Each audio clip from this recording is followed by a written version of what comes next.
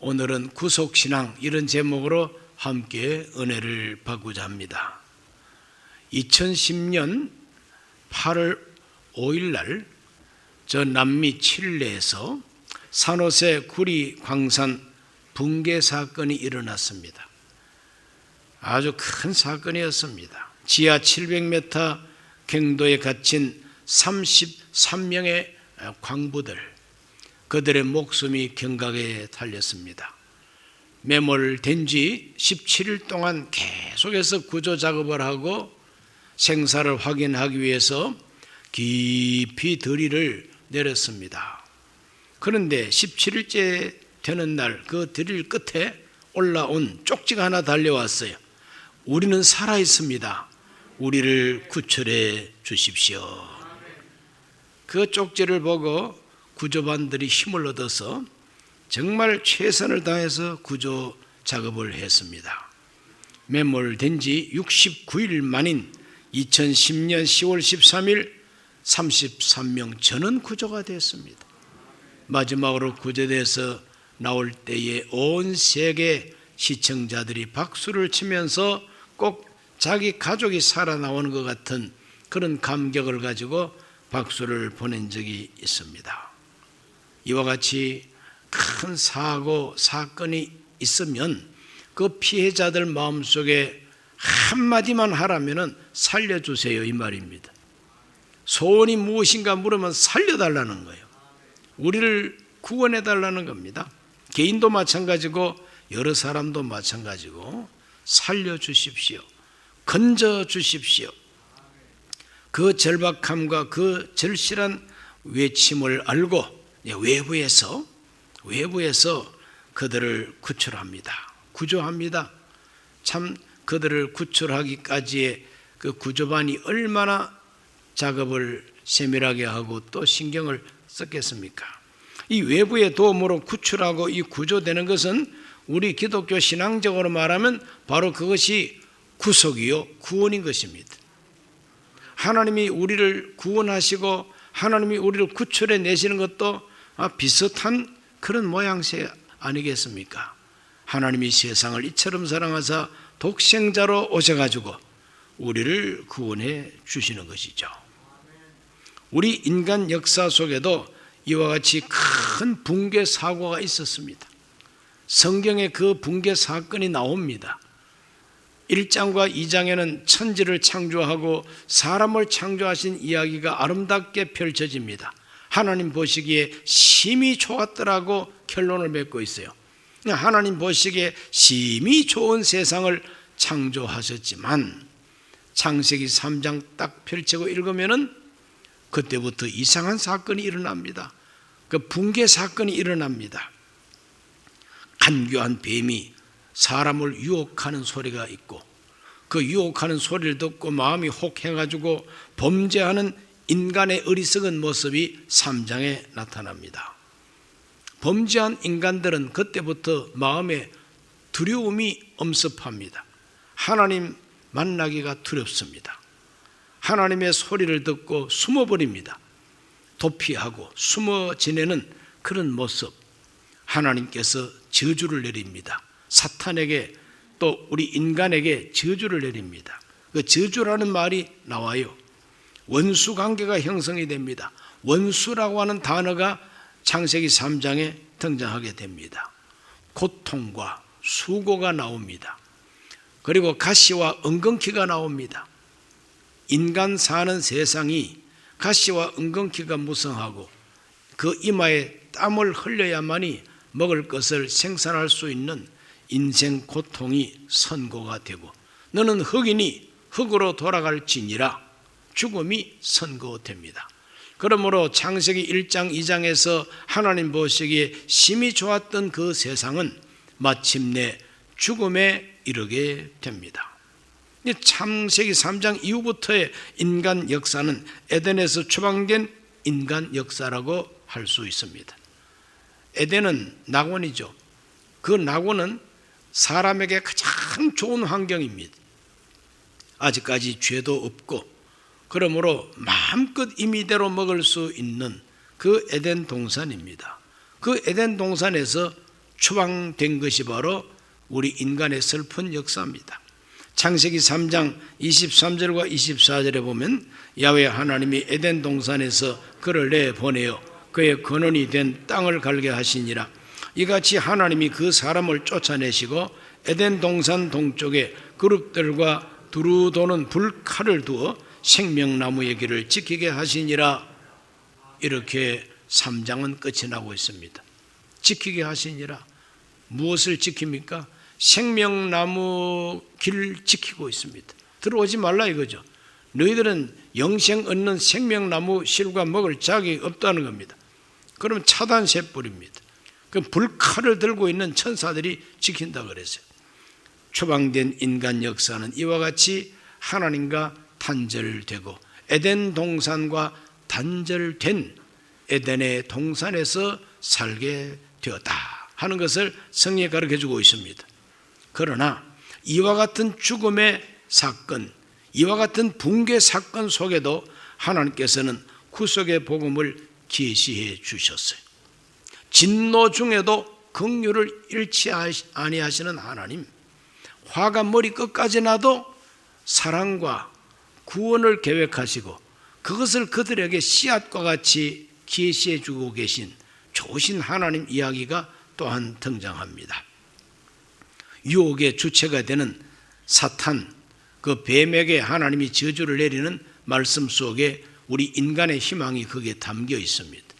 창세기 3장 15절 말씀, 내가 너로 여자와 원수가 되게 하고 네 후손도 여자의 후손과 원수가 되게 하리니 여자의 후손은 너의 머리를 상하게 할 것이요 너는 그의 발꿈치를 상하게 할 것이니라 하시고, 여기 너가 누구냐 하면은 뱀입니다. 뱀, 유혹한 뱀. 그 뱀한테는 회개할 기회도 안 줍니다. 그래서 하나님은 여자의 후손과 그리고 뱀의 후손이 원수가 될 것이다. 그러므로 우리 인류의 원수는, 우리 인간의 원수는 인간이 아니라 마귀입니다. 마귀, 귀신들입니다. 자, 이 마귀, 인간을 유혹하고 죄짓게 한 원수 마귀의 머리를 상하게 할 자가 누구냐?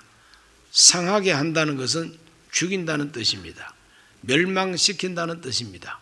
머리 상하면은 몸이 아무리 건강해도 아무 소용없어요. 머리 상하면 그거로 끝입니다. 발꿈치 상하는 것이야 세월이 지나면 발꿈치 치료가 됩니다. 그러나 머리가 상해버리면 영원히 희망이 없는 것이죠. 사탄 마귀의 머리를 밟아서 상하게 할 그 구세주는 바로 메시아이시요, 바로 그분은 여자의 후손으로 오신다고 하나님이 이렇게 계시를 해주고 있다 이 말이죠.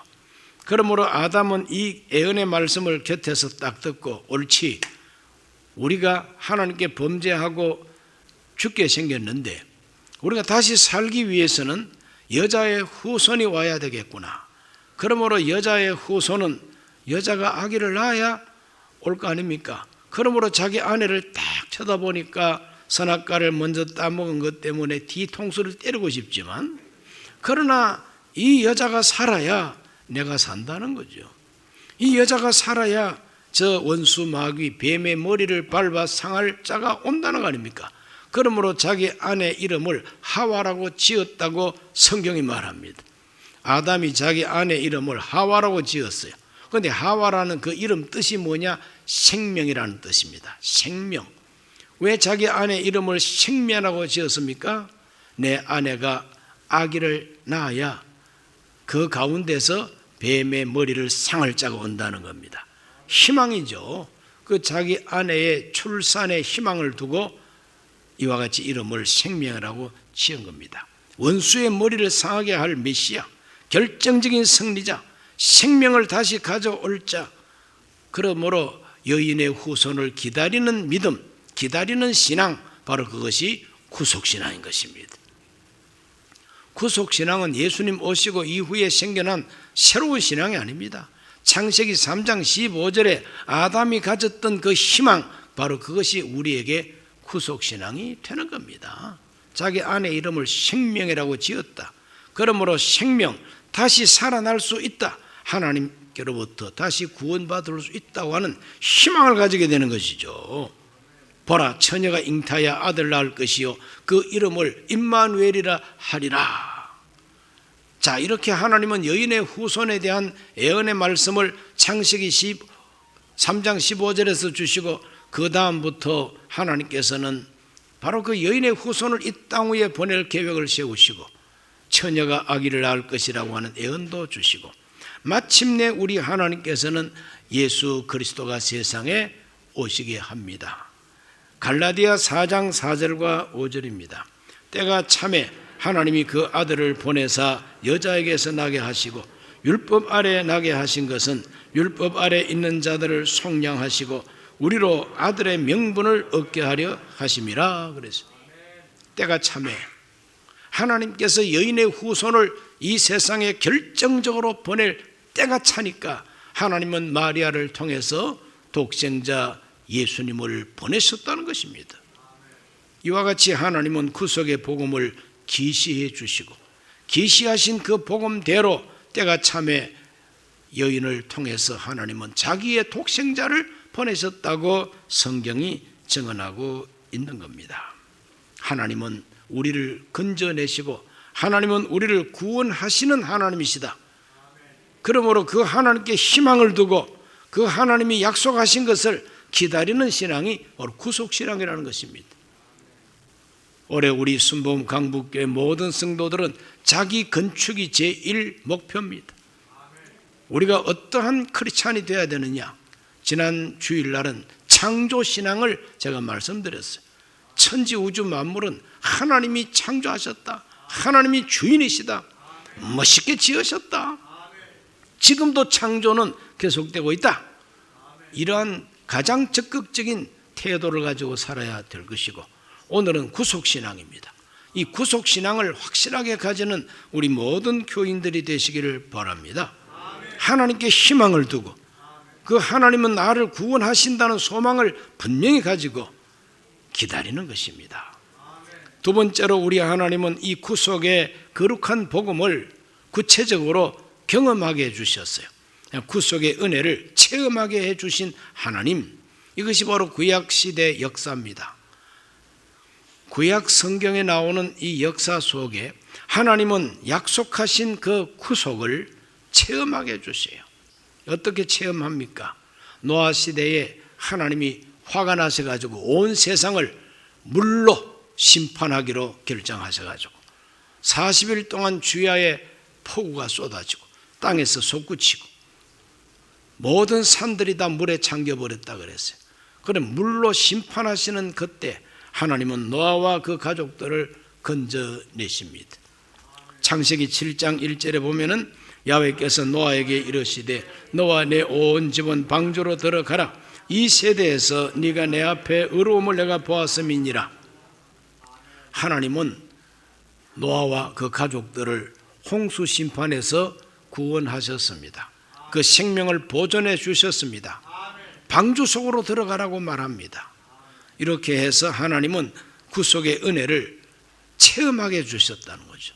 한번 상상해 보십시오. 온 천지가 물천지 둥실 떠 있는 그 방주 안에서 물이 자꾸 적어지고 결국에는 그 배가 산 위에 도착했다 그랬어요. 아라랏 산에 머물렀다 그랬어요.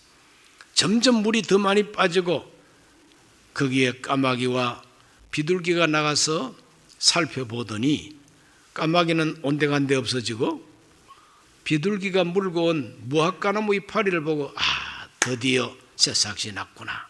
그래서 방주에서 나왔다는 이야기가 나옵니다.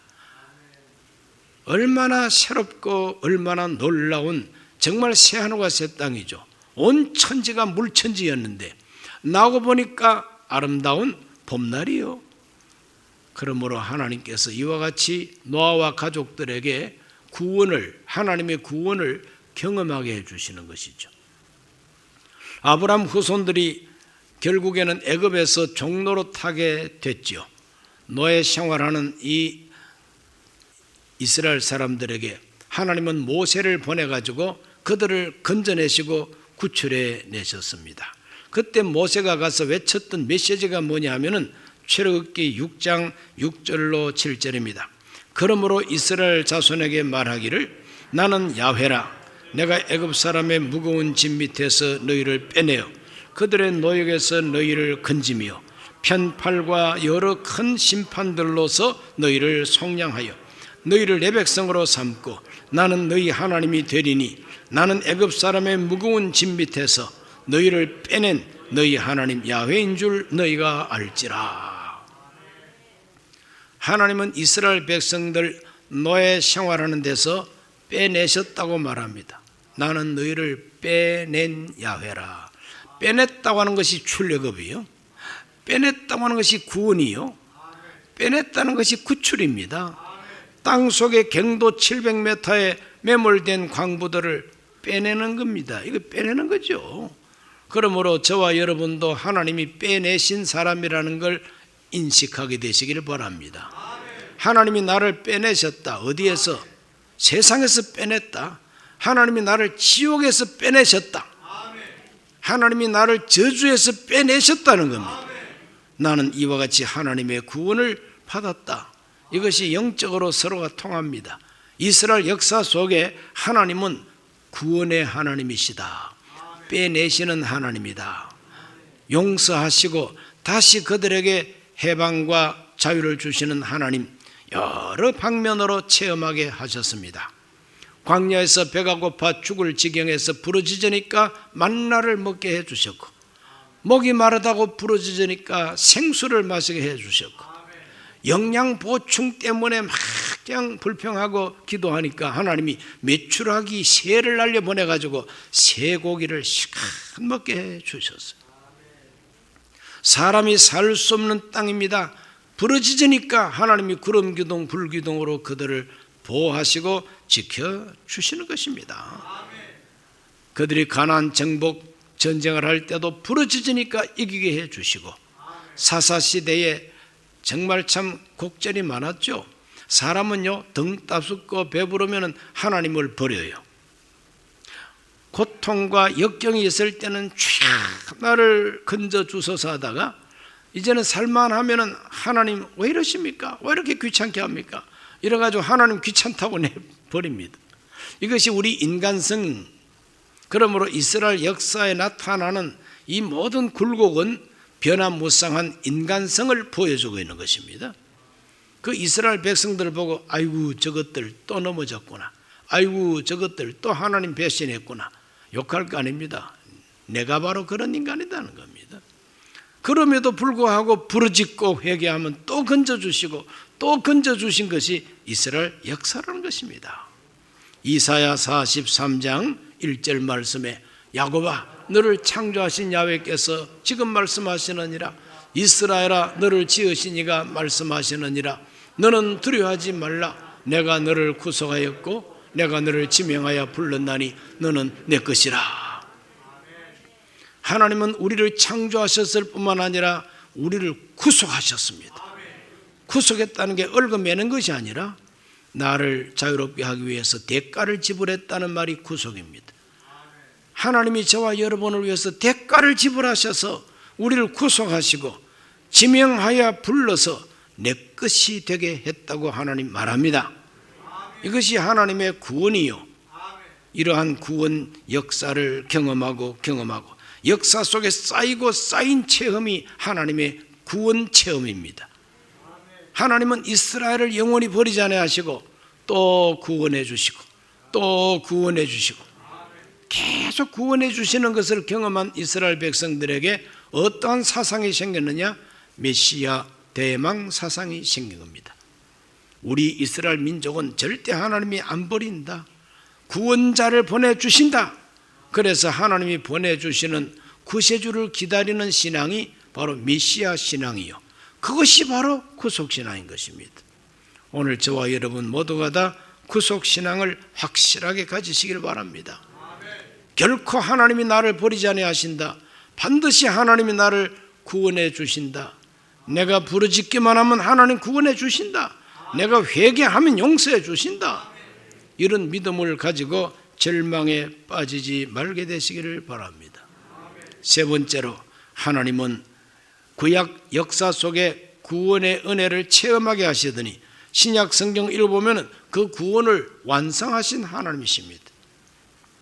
구속을 완성하신 하나님 이야기, 마태복음 1장 21절에 이 말씀이 있습니다.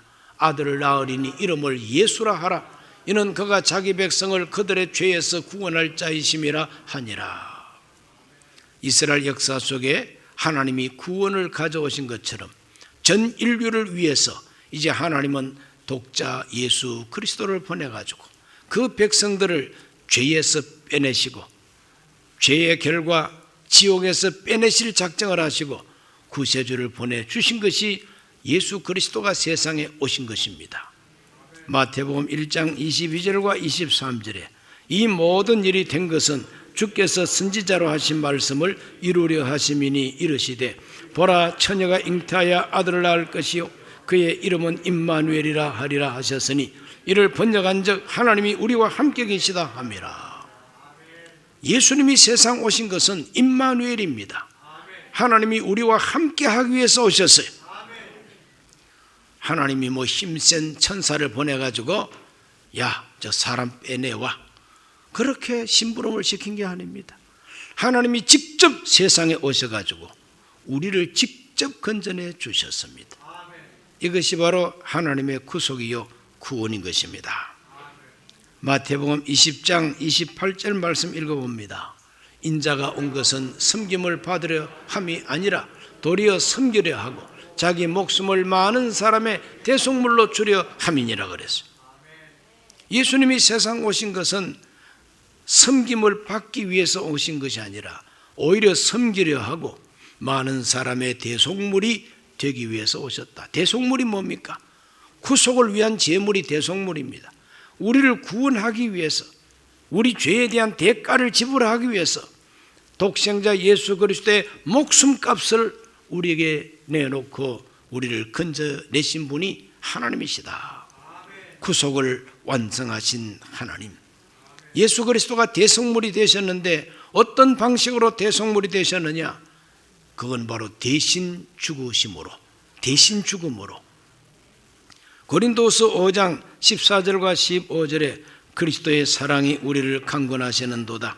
우리가 생각한데 한 사람이 모든 사람을 대신하여 죽었은즉 모든 사람이 죽은 것이라. 그가 모든 사람을 대신하여 죽으심은 살아있는 자들로 하여금 다시는 그들 자신을 위하여 살지 않고 오직 그들을 대신하여 죽었다가 다시 살아나신 이를 위하여 살게 하려 함이라 그랬어요. 대속물이 되신 우리 예수님, 어떤 방식으로? 우리를 대신해서 죽음으로. 나를 대신해서 죽었다는 거예요. 대신해서 죽었다는 것은 교리적으로 그냥 암송하고 넘길 일이 아닙니다.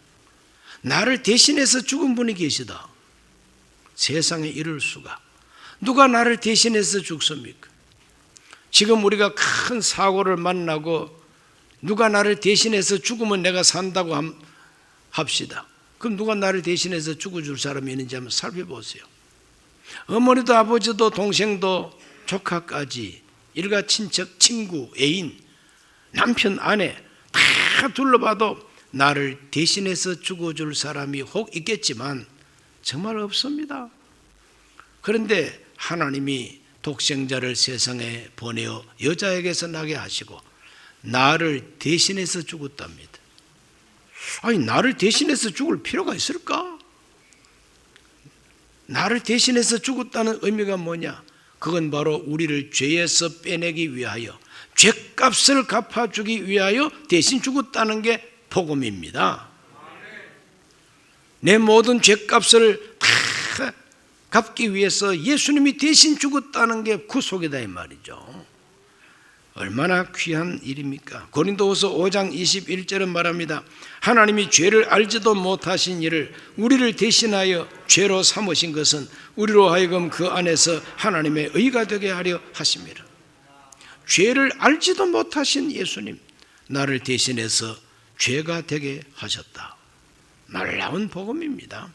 디도서 2장 14절은 이렇게 말합니다. 그가 우리를 대신하여 자신을 주심은 모든 불법에서 우리를 속량하시고 우리를 깨끗하게 하사 선한 일을 열심히 하는 자기 백성이 되게 하려 하심이라. 좀 더 구체적으로 말하고 있죠. 예수 그리스도가 나를 대신해서 죽었다고 하는 의미가 뭐냐? 모든 불법에서 우리를 속량하기 위해서 온갖 불법을 내가 저질렀다는 겁니다. 나는 법을 어기지 않았다고 생각하지만 하나님께서 볼 때 하나님의 법을 어겼어요. 모든 불법에서 우리를 속량하시고, 속량이라는 것이 나를 대신해서 벌을 받고, 나를 대신해서 죽고, 나를 대신해서 채찍을 맞는 것이 속량입니다. 그가 채찍에 맞음으로 우리가 나음을 입고, 그가 찔림으로 우리는 용서를 받게 되는 것입니다.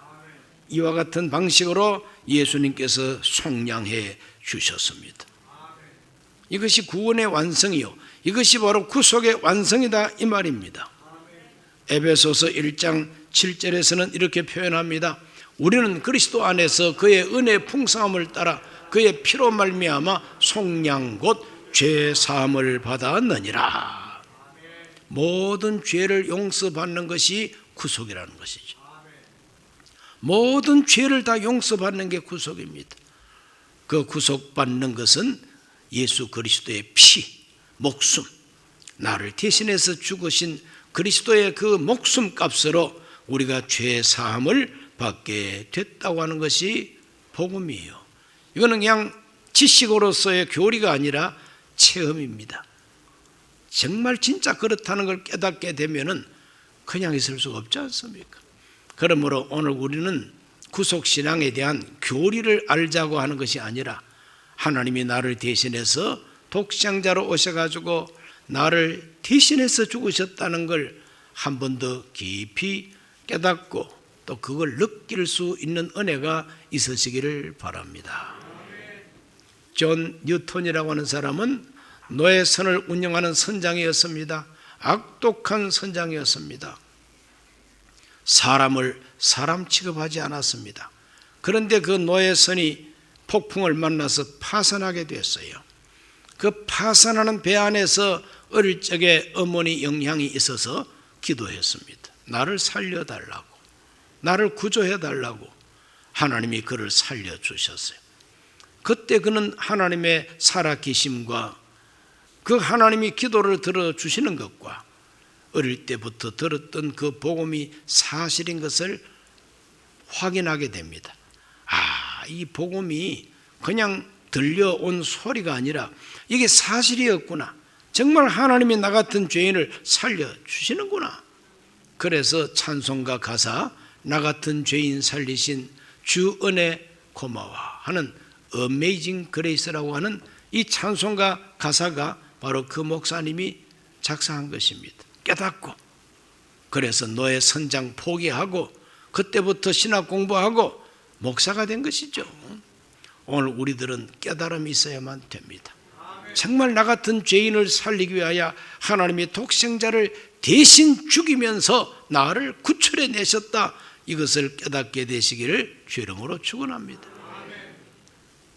2010년 광산이 무너지고 지하 700m에 외롭게 정말 참 매몰된 그 광부들이 캡슐을 타고 올라와서 다시 한번 이 세상을 만났을 때 그 기분과 느낌이 어떠했겠습니까? 우리가 입장 바꿔놓고 한번 생각해 보십시오. 정말 새하늘과 새 땅입니다. 이때까지 보고 이때까지 알고 있던 이 모든 세상이 아니에요. 새하늘과 새 땅입니다. 오늘 우리 모두가 예수 그리스도가 정말 나의 주, 나의 구세주임을 발견하면은 우리의 하루하루가 원망, 불평, 고통이 아닙니다. 새 하늘과 새 땅이 될 것입니다. 네 번째로, 이와 같은 구속신앙을 가진 사람은 어떤 자세로 살게 됩니까? 구속신앙을 가진 사람, 하나님의 구원을 확신하고 경험한 사람은 무엇보다도 구속에 하나님께 소망을 두고 찬양하게 될 것입니다. 구속에 하나님께 소망을 두고 하나님을 찬양합니다. 나 같은 죄인 살리신 하나님의 은혜 감사하고 고맙다고 찬송하는 사람이 될 수밖에 없죠. 그리고 자기 부족함을 깨달았을 때는 자백하고 회개하게 됩니다. 자백하고 회개하게 됩니다. 용서해 달라고. 그리고 부르짖게 됩니다. 부르짖게 됩니다. 하나님은 지금도 살아계셔서 지금도 구원하시는 분이라는 믿음이 구속신앙이니까 포기하지 않습니다. 죄를 짓고 혹시 하나님께 징계를 받는다 할지라도 그것 때문에 포기하고 완전히 절망에 빠지지 않습니다. 내가 비록 죄를 지었지만, 내가 비록 하나님께 지금 매를 맞았지만, 그래도 다시 한번 나는 구원받을 소망이 있다. 하나님은 나를 건져주신다. 그러므로 영떠나지 아니하고 예수 이름을 부릅니다. 그리고 기다립니다. 기다리고 기다립니다. 하나님의 은혜가 마침내 오셔서 나를 건져줄 것을 기다립니다. 시편 40편 1절 내가 야훼를 기다리고 기다렸더니 귀를 기울이사 나의 부르짖음을 들으셨도다. 구속신앙이 있는 사람은 절대 포기하지 않습니다. 기다립니다. 시편 123편 1, 2절에 하늘에 계시는 주여 내가 눈을 들어 주께 향하나이다. 상전의 손을 바라보는 종들의 눈같이 여주인의 손을 바라보는 여종의 눈같이 우리의 눈이 야훼 우리 하나님을 바라보며 우리에게 은혜 베풀어 주시기를 기다리나이다. 구속신앙을 가진 사람은 기다립니다. 하나님께 찬양을 올리고 감사하다가 자기 지은 죄를 발견하면 자백하고 회개합니다. 기도합니다. 기다립니다. 또다시 하나님의 구원을 경험하게 됩니다. 이것이 반복되는 것이 우리 신앙생활이에요. 우리 순복음 강북교회 모든 교우들은 절망에 처할 것이 아니요 구속신앙을 가지고 또 일어서고 또 일어나게 되시기를 예수 이름으로 축원합니다. 기도합니다. 살아계신 아버지 하나님, 창조신앙에 이어서 오늘은 구속신앙을 생각했습니다. 우리 모든 성도들은 하나님께 소망을 두고 살게 하여 주옵시고 내가 믿는 우리 하나님은 구원의 하나님이심을 확신하게 하여 주셔서 부르짖고 기도하고 기다리게 하여 주셔서 마침내 주 오셔서 우리를 빼내시고 건져내시는 놀라운 은혜를 경험하게 해 주옵소서. 예수 그리스도 이름으로 기도하옵나이다. 아멘. 잠시 고개 숙입니다. 오늘 처음으로 주 앞에 나와 이 메시지를 청취하신 분들, 지하 경도에 매몰된 광부들이 구조를 기다리는 것처럼 하나님의 구원을 기다리는 마음이 있는 분들, 저를 건져 주십시오. 살려 주십시오. 그런 마음이 있는 분들은 이 기도를 함께 하시고 예수 그리스도 안으로 들어오면은 캡슐을 타고 구출받은 것처럼 하나님께서 구원해 주십니다. 이 기도를 함께 하시기 바랍니다. 하나님 아버지, 저는 죄인입니다. 어디에서 와서 왜 살며 어디로 가는지 알지 못하고 죄 가운데 살았습니다. 저의 죄를 위하여 십자가에서 죽으시고 부활하신 예수님을 제 구주로 모셔드립니다. 저는 하나님 자녀가 되었습니다. 지금부터 영원토록 주님과 함께 살겠습니다. 예수님 이름으로 기도드립니다. 아멘. 예수님을 영접하신 분들을 환영합니다. 할렐루야.